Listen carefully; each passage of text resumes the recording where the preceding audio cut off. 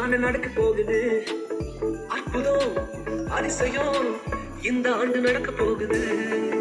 கவலைப்படாத கவலைப்படாத கவலைப்படாத கவலைப்படாத. அற்புதங்கள் குவிய போகுது, அற்புதங்கள் குவிய போகுது. சூப்பர் நேச்சுரல் ஆண்டு இது, சூப்பர் நேச்சுரல் ஆண்டு, சூப்பர் நேச்சுரல் ஆண்டு இது, சூப்பர் நேச்சுரல் ஆண்டு.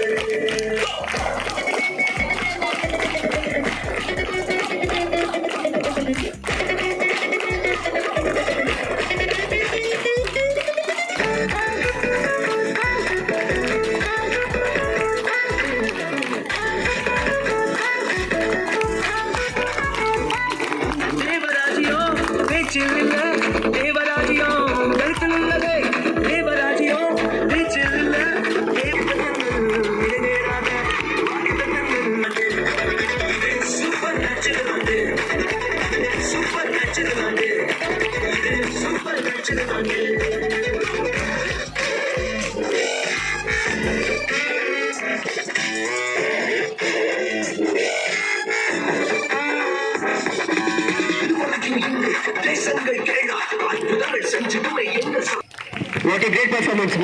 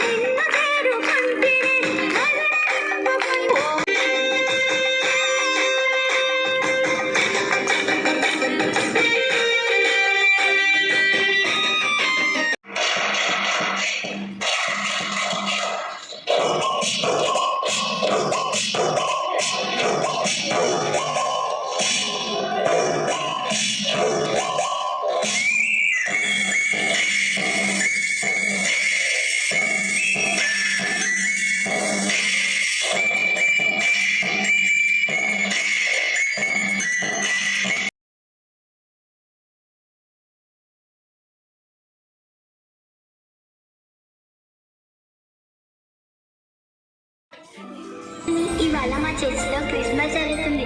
నువ్వు కూడా నాతో పాటు వస్తావా? క్రిస్మసా? నాకు క్రిస్మస్ అంటే చాలా ఇష్టము.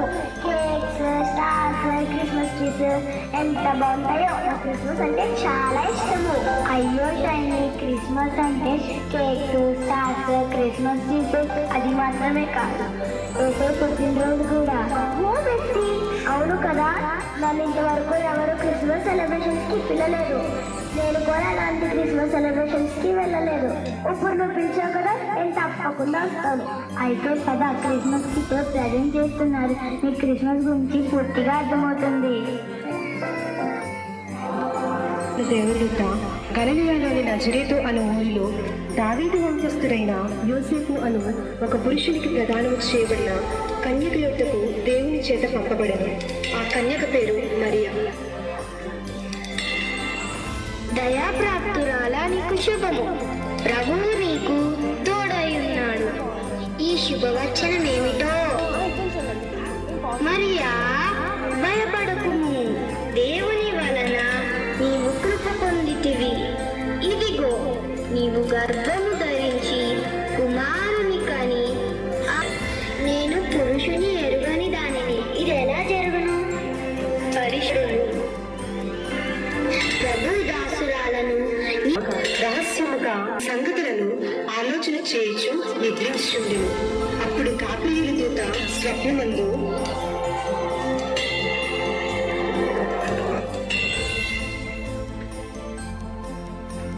దావీదు కుమారుడైన యోసేపు, నీ భార్య అయిన మరియను చేర్చుకొనుటకు భయపడకు. ఆమె గర్భము ధరించినది పరిశుద్ధాత్మ వలన కలిగినది. ఆమె కుమారుని కనును. తన ప్రజలను వారి పాపముల నుండి ఆయనే రక్షించును గనుక ఆయనకు యేసు అని పేరు పెట్టుదువు.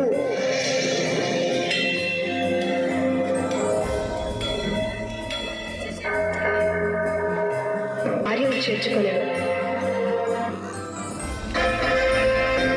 ఇందు మూలంగా యావత్ ప్రజలకు తెలియజేయనదేమనగా ప్రజా సంఖ్య రాయవలనని కైసరు ఔగుస్తు నిర్ణయించుట వలన ప్రజలంతా తమ తమ స్వగ్రామాలకు వెళ్లి ప్రజా సంఖ్య రాయించుకోవలసినదిగా తెలియజేయడమైనదము.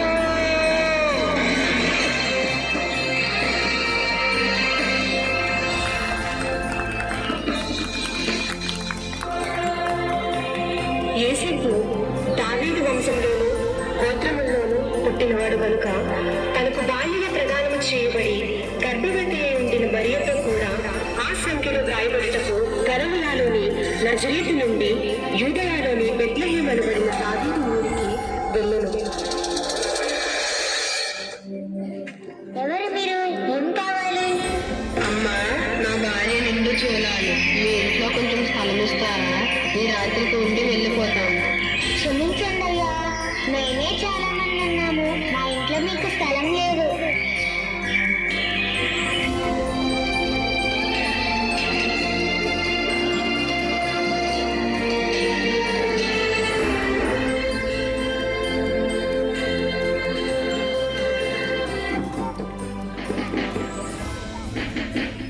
ఎవరు మీరు? మీకు ఏమి కావాలి? అయ్యా, చాలా దూరం నుండి వస్తున్నాం. నా భార్య గర్భవతి. ఈ సత్రంలో కాస్త స్థలం ఉంటే ఇవ్వగలరా? స్థలమా? స్థలం లేదయ్యా, మా సత్రం అంతా నిండిపోయింది. వెళ్ళు వెళ్ళు, లేదయ్యా. ప్రతి చోట ఇదే పరిస్థితి ఎదురు. కాలం గడుస్తున్న కొద్దీ మరియకు అర్థమైంది తన బిడ్డ పుట్టబోయే సమయం దగ్గరైందని.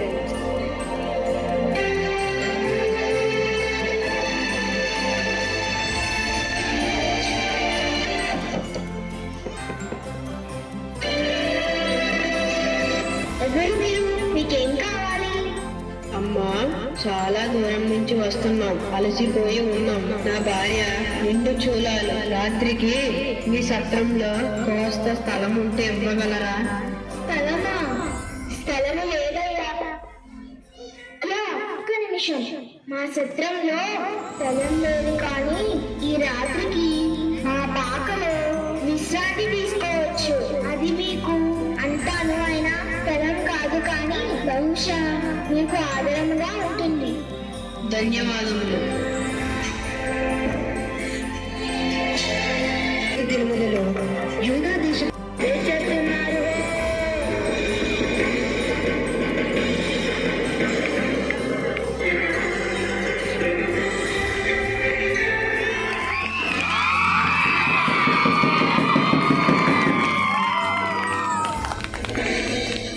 మా సత్రంలో స్థలం లేదు, కానీ ఈ రాత్రికి మా పాకలో విశ్రాంతి తీసుకోవచ్చు. అది మీకు అంటాను అయినా స్థలం. జ్ఞానులు వచ్చారు ప్రభు. వారిని ప్రవేశపెట్టండి. ఆజ్ఞ మహాప్రభు. హేరోదు రాజుగారు మిమ్మల్ని రమ్మంటున్నారు.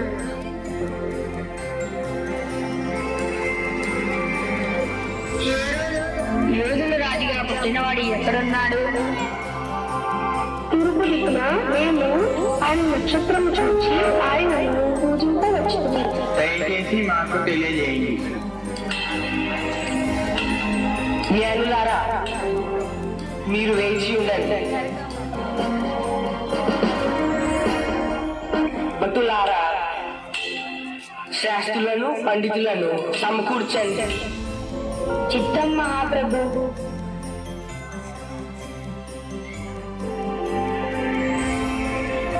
క్రీస్తు ఎక్కడ పుట్టును?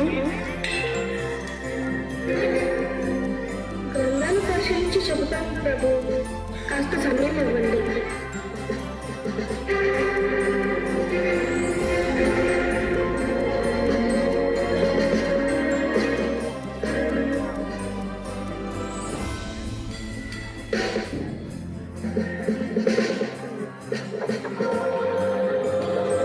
క్రీస్తు రాకను గురించి యెషయా ప్రవక్త ముందే ప్రవచించారు.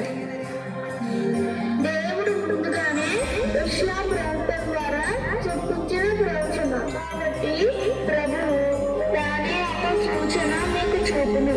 ఆలకించుడి. కన్యక గర్భవతి కుమారుని కని అతనికి ఇమానుయేలు అని పేరు పెట్టును. ప్రభు మీకా ప్రవక్త కూడా ప్రవచించారు. మీకా ప్రవక్త ఏం ప్రవచించారంటే, యూదా దేశపు బెత్లెహేమా, నీవు యూదా ప్రధానులలో ఎంత మాత్రం అల్పమైన దానివు కాదు. ఇశ్రాయేలును నా ప్రజలను పరిపాలించు అధిపతి మీలో నుండి వచ్చును. క్రీస్తు యూదయ బెత్లెహేములోనే జన్మించును ప్రభు. సరే జ్ఞానిగారా, మీరు వెళ్ళి ఆ శిశువు విషయమై జాగ్రత్తగా తెలుసుకొనగానే నేను వచ్చి ఆయనను పూజించినట్లు నాకు వర్తమానము తెండి.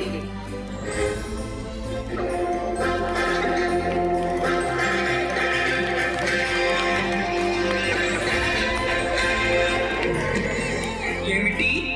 యూదుల రాజా హేరోదు మహారాజు నేనిక్కడుండగా మరి ఒక రాజు పూజించుట అసంభవం. ఆ రాజు అంతు చూస్తాడు.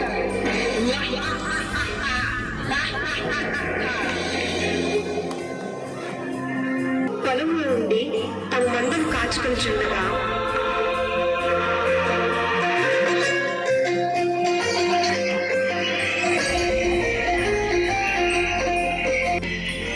ఈసారి సంతోషంగా ఈసారికి గొర్రెలు ఎక్కారా మరి? ఏంటి చెప్పండి రా, ఈ చలికి మనం కాసుకోవడమే కష్టం. మరి గొర్రెలు అల్లారా మరి.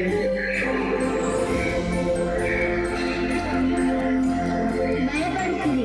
ఇదిగో వారందరికీ కలగబోదు మహా సంతోషకరమైన శుభవర్తమానము నేను మీకు తెలియజేయుచున్నాను.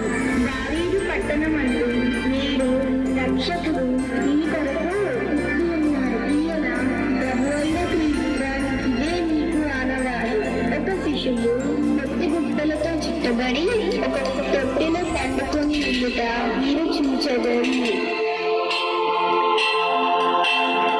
ఉన్నట్టుండి దేవదూతల సమూహము ఆ దూతలతో కూడా ఉండట రాజు పుట్టేనయ్యా, రామనం వెలుగానయ్యా, దేశమందన్నయ్యా యుగాని, దేశమందన్నయ్యా యూదులకు గొప్ప రాజు పుట్టేనయ్యా, యూదులకు గొప్ప రాజు పుట్టేనయ్యా. పశువుల పగలోనన్నయ్యా, పశువుల పగలోనన్నయ్యా, శిశువు పుట్టి చూడరన్నయ్యా.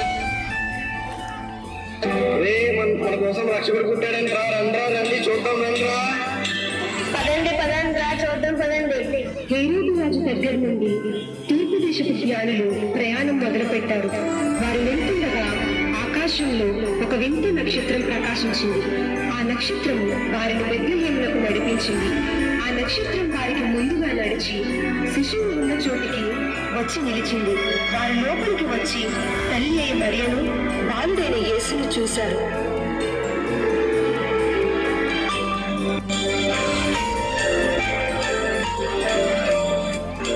నన్ను దీవించము.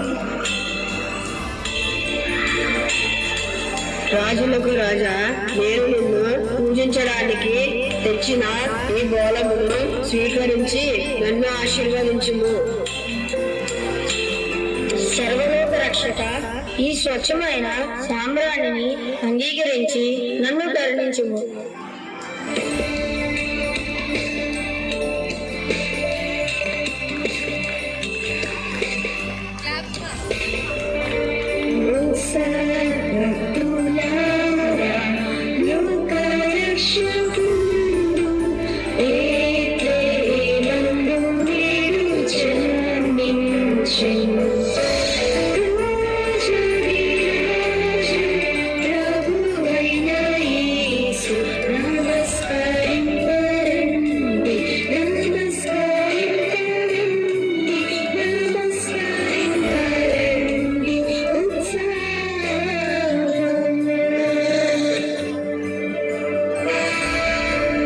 జగద్రక్షకుడైన యేసుక్రీస్తు ప్రభువు పశువుల తొట్టులో మనుషులందరినీ ప్రేమించి తనను తాను తగ్గించుకొని ఈ లోకంలో జన్మించారు.